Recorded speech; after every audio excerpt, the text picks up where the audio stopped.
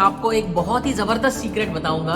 ये रिस्क समझना जरूरी क्यों है। कौन सा एसेट 10% दे रहा है, कौन सा 15% दे रहा है, कौन सा 20% दे रहा है। डाइवर्सिफिकेशन, या मेरे हिसाब से राइट वर्ड है एसेट एलोकेशन। मुश्किल चीज आती नहीं है, आसान चीज करनी नहीं है। तो welcome to wealth mindset series episode 4।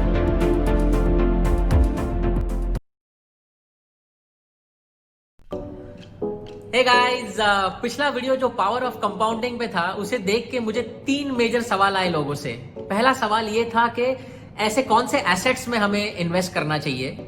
दूसरा सवाल था कि ये कब करना चाहिए, क्या ये सही टाइम है स्टार्ट करने के लिए या इन्वेस्ट करने के लिए। और तीसरा सवाल था कि ये सब कुछ करना कैसे है।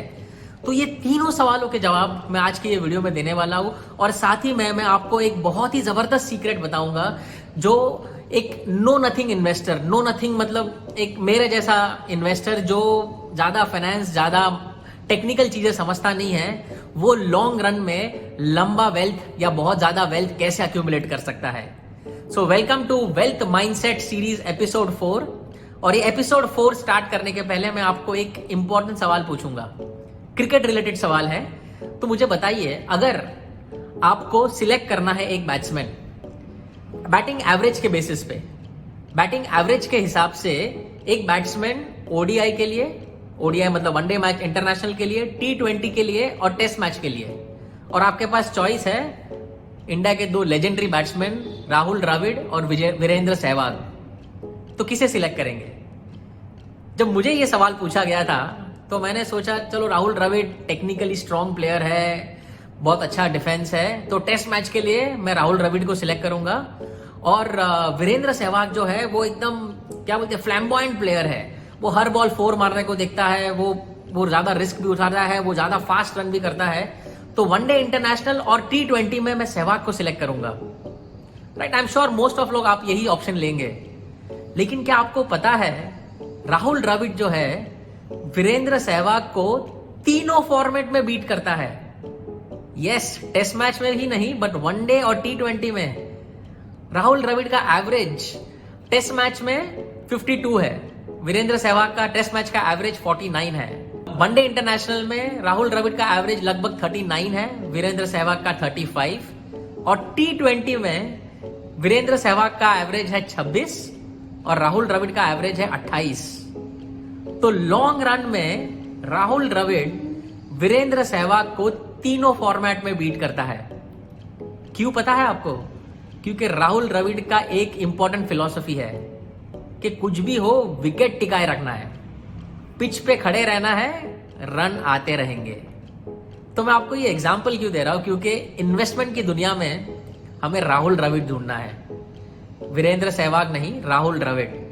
और ये वीडियो के एंड में मैं आपको इन्वेस्टमेंट की दुनिया का सबसे बड़े राहुल द्रविड़ से इंट्रोड्यूस कराऊंगा और उसकी स्ट्रैटेजी भी आपको बताऊंगा जो आप और मैं यूज कर सकते हैं। तो पहले समझते हैं राहुल द्रविड़ क्योंकि राहुल द्रविड़ जो है वो रिस्क कम लेता है, वो रिस्क को समझता है, उसके लिए जरूरी है विकेट टिकाए रखना। तो बिकॉज इन्वेस्टमेंट की दुनिया में लोग क्या करते हैं ना, लोग मैक्सिमम लोग जो इन्वेस्ट करते हैं वो रिटर्न्स के लिए इन्वेस्ट करते हैं। राइट, हम जो भी एसेट को समझते हैं, एसेट आपको याद, राइट, जो चीज हमारे जेब में पैसा डाले वो एसेट, एपिसोड 1 में। तो लोग जब एसेट को कोई भी सिलेक्ट करते हैं तो उनका सबसे पहला क्राइटेरिया होता है कि ये एसेट रिटर्न क्या देगा। राइट, हम ऐसे सिलेक्ट करते हैं कौन सा एसेट 10% दे रहा है, कौन सा 15% दे रहा है, कौन सा 20% दे रहा है, या उस हिसाब से हम एसेट को आइडेंटिफाई करते हैं। लेकिन बहुत कम लोग उसका रिस्क देखते हैं। क्यों? क्योंकि लोगों को रिस्क समझता नहीं है। ये रिस्क समझना जरूरी क्यों है? क्योंकि जो बिजनेस है या इकोनॉमी जो है वो ऐसे डिजाइन किया गया है कि वो हमेशा साइकिल में बढ़ता है, वो कभी सीधा सीधा नहीं बढ़े। कोई भी बिजनेस या इकोनॉमी ऐसे नहीं बढ़ता है, वो साइकिल में बढ़ता है, ऊपर नीचे ऊपर नीचे ऊपर नीचे। लॉन्ग रन में ऊपर जाएगा लेकिन एक साइकिल तरीके से जाएगा। ऐसा ही डिजाइन किया गया है दुनिया के सारे बिजनेस और इकोनॉमी को। तो उस समय में रिस्क को समझना जरूरी इसलिए है क्योंकि चलो हमने लॉन्ग रन में तो पैसे डाल दिए, हमने सोचा चलो लंबे टाइम में पैसा मिलेगा, लेकिन अगर वो बिजनेस का वो टाइम पे अगर उसका साइकिल नीचे की तरफ होगा और वो टाइम को हमको पैसे की जरूरत होगी तो क्या करोगे? हमको लॉस में निकालना पड़ेगा। और कभी कभी जो नीचा आता है ना वो बहुत बड़ा आता है, जिसमें बहुत लोगों के बहुत सारे प्रॉफिट्स निकल जाते हैं। फॉर एग्जाम्पल ये करंट जो कोरोना के वजह से जो मार्केट्स गिरे हैं, पिछले 4 या 5 साल के प्रॉफिट पूरे खत्म हो गए लोगों के।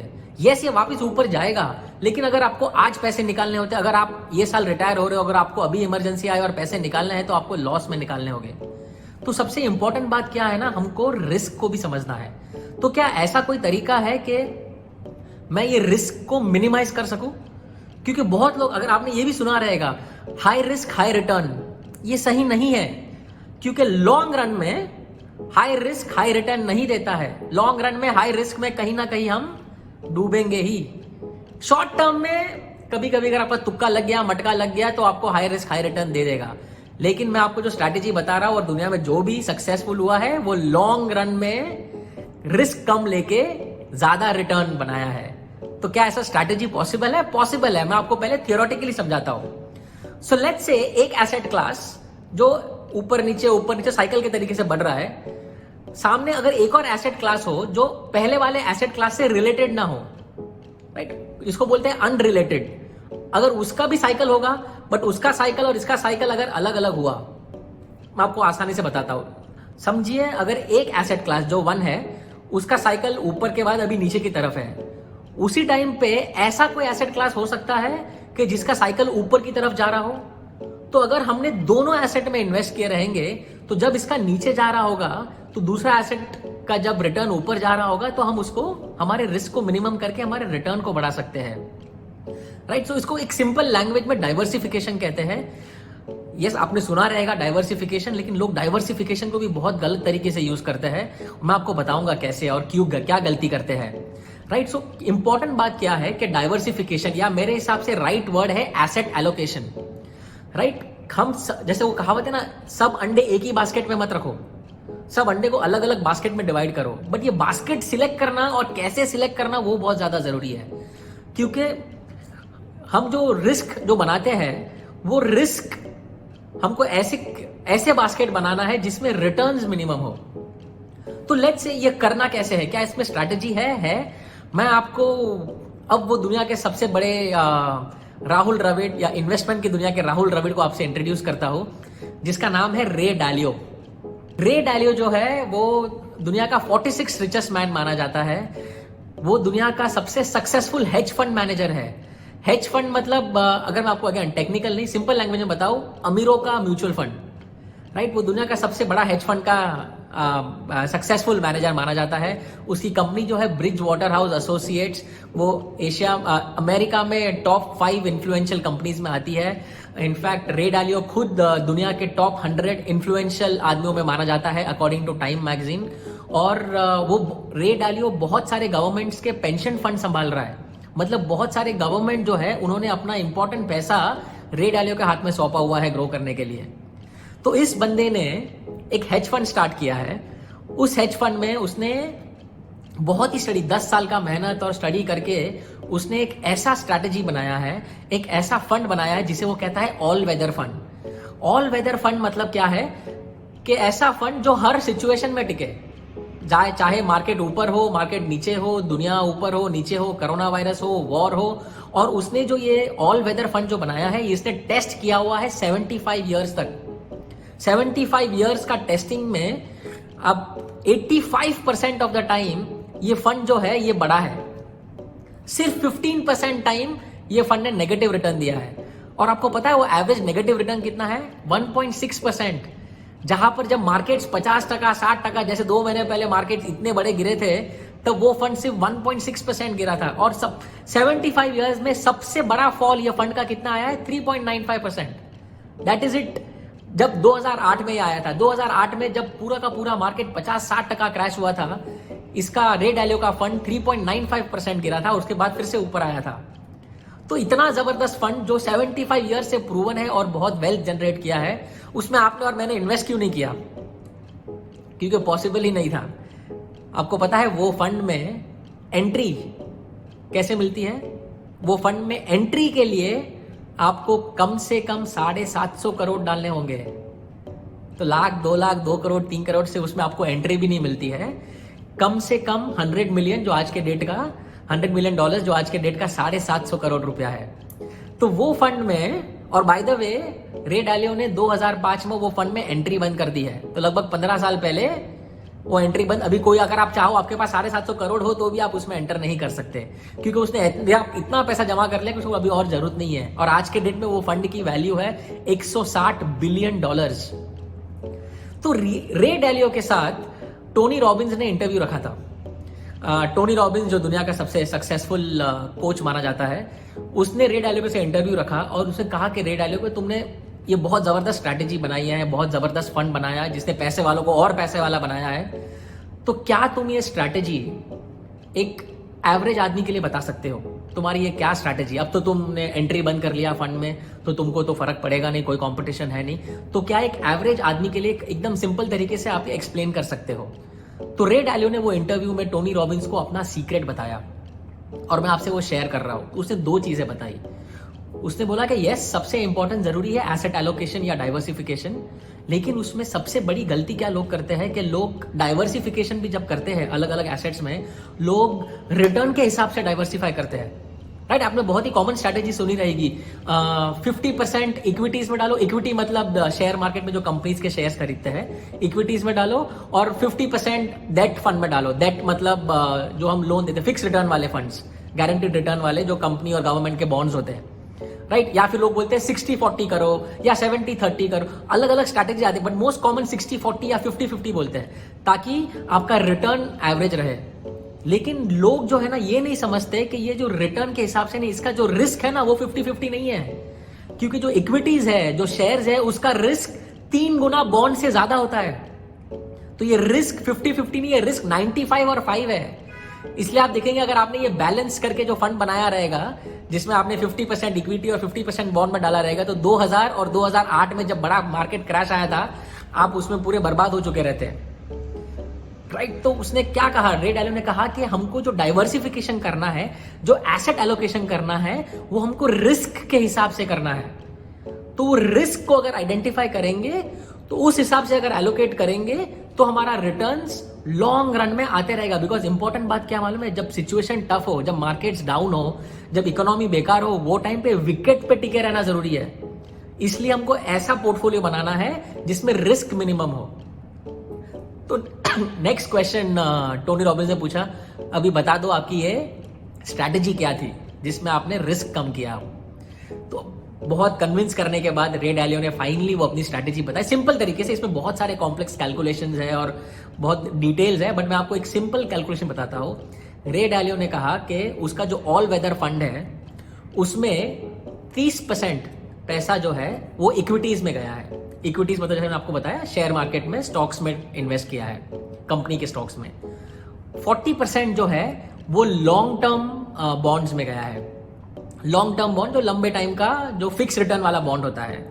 15% जो है वो इंटरमीडिएट यानी शॉर्ट टर्म बॉन्ड्स में डाला गया है। 60.5% पैसा जो है वो गोल्ड में डाला गया है, और 60.5% पैसा जो है दूसरा फाइनल 7.5% वो बाकी कमोडिटीज जैसे ऑयल हो गया, कॉपर हो गया, अलग मेटल्स हो गए, एनर्जी हो गया, वो अलग अलग कमोडिटीज में डाला है। तो उसने ऐसे डिवाइड किया, 30% equity, 40% long term bonds, 15% short term bonds, 7.5% gold और 7.5% कमोडिटीज। तो ये ऊपर ऊपर से जब इसको देखेंगे या फिर आप कोई भी एक वेल्थ मैनेजर को बताएंगे, वो बोलेगा इसमें तो बहुत ज्यादा बॉन्ड लिए हैं और इक्विटीज बहुत कम है। बट रे डालियो बोला कि इसके ऊपर उसने 10-12 साल का बहुत एक्सटेंसिव रिसर्च किया है और ये समझा है कि ये रिस्क वाइज सबसे मिनिमम है। तो ये पोर्टफोलियो अगर आप ऐसा बनाएंगे, ऐसे स्ट्रैटेजी के हिसाब से, तो आपका ये लॉन्ग टर्म रिटर्न देगा, क्योंकि आप विकेट पे टिके रहोगे, और अगर विकेट पे टिके रहोगे तो आपके रन्स बनते रहेंगे। राइट, तो ये स्ट्रैटेजी को जो है ये हम इंडियन मार्केट में कैसे अप्लाई करेंगे मैं आपको बताऊंगा नेक्स्ट वीडियो में। लेकिन उसके पहले बहुत जरूरी ये समझना है कि जो स्टार्टिंग में 3 क्वेश्चन पूछे गए थे कि एसेट्स क्या लेने चाहिए, दूसरा सवाल था कि कब राइट टाइम क्या है मार्केट में इन्वेस्ट करने का, और तीसरा कैसे। तो अब तक जो मैंने आपको बताया ना, उसमें से सबसे इजी पार्ट जो है ना वो कैसे वाला पार्ट था, कि कैसे हमको एसेट एलोकेशन करना है। पहला वाला कि राइट फंड, राइट ये वो 100% कोई राइट हुआ नहीं है, एक मुश्किल प्रोसेस है लेकिन वो हो सकता है। और दूसरा टाइमिंग आप कोई दुनिया का बड़े से बड़ा आदमी कोई भी मार्केट को टाइम नहीं कर सकता। तो कोई अगर आपको बोलेगा ये सही टाइम है, ना पहले सही टाइम नहीं था, ना मेरा टाइम चला गया, ना टाइम आने वाला है, वैसा कुछ नहीं है। जब आप स्टार्ट करो वही सही टाइम है। तो ये तीनों में से सबसे इजी पार्ट है हाउ, जो एसेट एलोकेशन का बात है। अब तकलीफ क्या है ना, आपने वो कहावत सुनी रहेगी, मुश्किल चीज आती नहीं है, आसान चीज करनी नहीं है। तो पहले हम आसान चीज करेंगे, मैं आपको बताऊंगा हाउ ये पूरा जो रे डालियो का ऑल वेदर फंड है ये इंडियन मार्केट में कैसे चलेगा, इसे कैसे हम एलोकेट कर सकते हैं, ये मैं आपको नेक्स्ट वीडियो में बताऊंगा। बट उसके पहले एक बहुत इंपॉर्टेंट बात यह है कि आपका करंट जो एसेट एलोकेशन है ना उसको समझिए। आपकी जो करंट पैसे है वो आपने कहाँ इन्वेस्ट किए हैं, कौन से एसेट्स में इन्वेस्ट किए हैं। अगर आपने कहीं भी नहीं किया फिर भी बैंक में तो रहेंगे, तो वो भी एक एसेट है, सेविंग्स, जो आपको सेविंग अकाउंट जो बहुत कम रिटर्न देता है बट फिर भी आपको थोड़ा बहुत रिटर्न दे रहा है। तो आपने सेविंग्स में डाले हैं या फिक्स डिपॉजिट में डाले हैं या स्टॉक्स में डाले हैं या बॉन्ड में डाले हैं, रियल एस्टेट में डाले हैं, बिजनेसेस में डाले हैं। तो आप करंट आपका सिचुएशन इवेल्युएट करिए और फिर मैं आपको नेक्स्ट वीडियो में बताऊंगा कि हम मेरे हिसाब से, मेरे ओपिनियन में what is the best way जहां पर हम ये रे डालियो का ऑल वेदर फंड हमारे इंडियन मार्केट के हिसाब से बना सकते हैं और कैसे इसको इन्वेस्ट करना है। सो बने रहिए, मेरे एपिसोड 5 में मैं आपको ये पूरा डिटेल में बताऊंगा। Thank you very much for all the love you have given. Please if you have any questions आप पूछते रहिए and yes, subscribe to my channel and I'll see you soon. Thank you very much.